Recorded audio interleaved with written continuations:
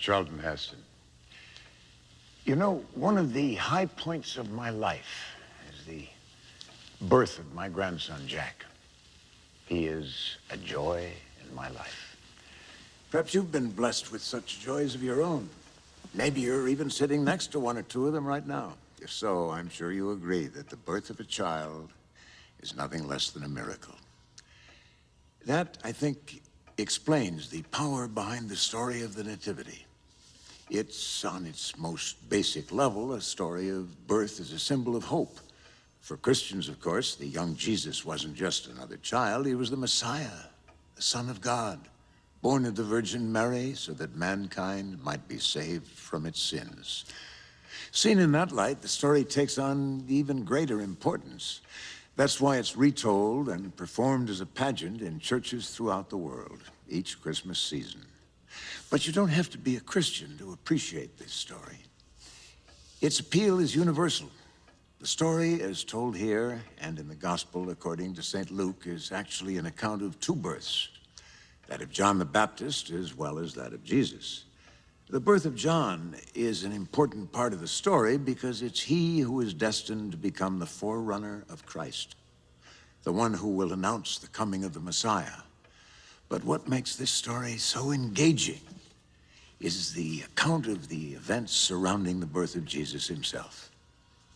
Now, if you were coming to this story for the first time, you might expect that Jesus, as the only begotten Son of God and an earthly descendant of King David, would be born into a position of high social standing. That's not the case, of course.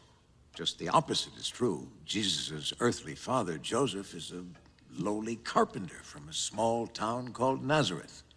And after he takes his wife Mary to Bethlehem so the two of them can be counted in a census, he's not even able to get a room in a local inn.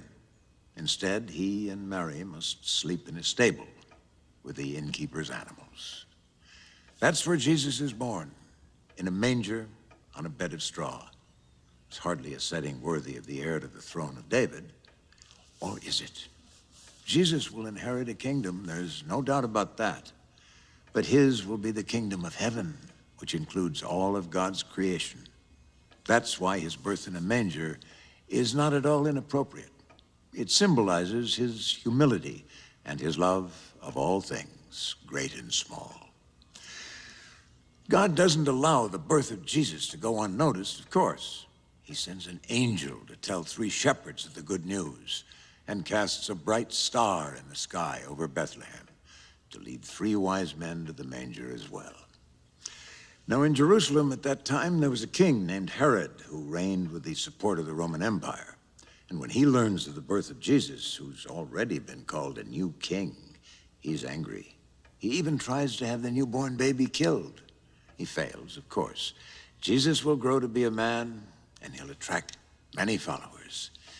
Many years later, he will be murdered as part of his destiny. But that's another story. For now, let's focus on the miracle of the birth of Jesus.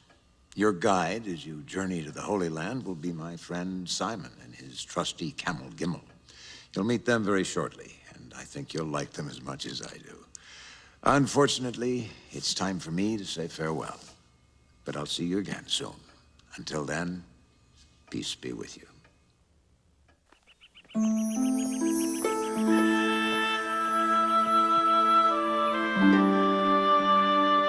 In the days when Herod was king of Judea, there lived a priest called Zacharias.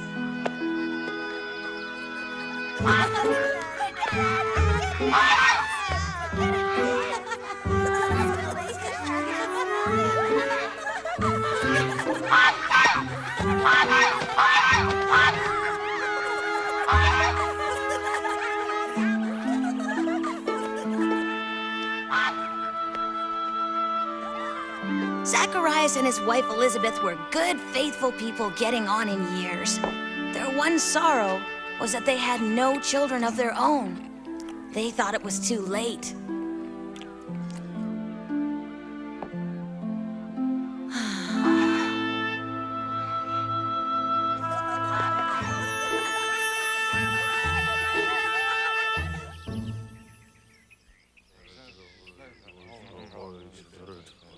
One day, it was Zacharias' turn to burn incense in the sanctuary.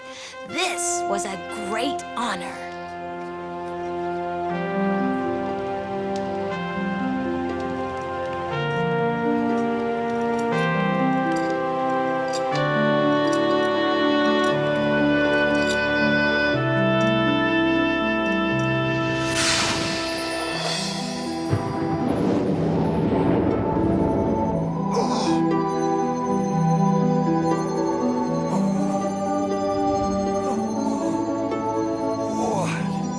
Fear not, Zacharias.